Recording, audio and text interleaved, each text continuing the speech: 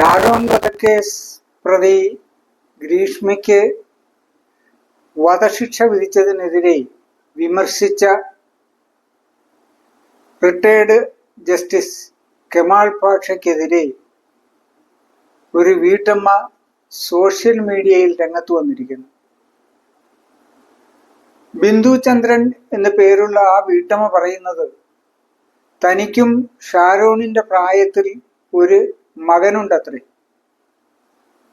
വൈകാരികമായ ഒരു പ്രതികരണമായിരിക്കാം അവർ നടത്തിയിരുന്നത്.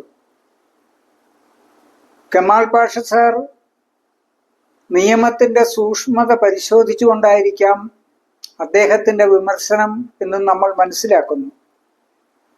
പക്ഷേ കോടതിയിൽ നിന്ന് വിരമിച്ച അദ്ദേഹം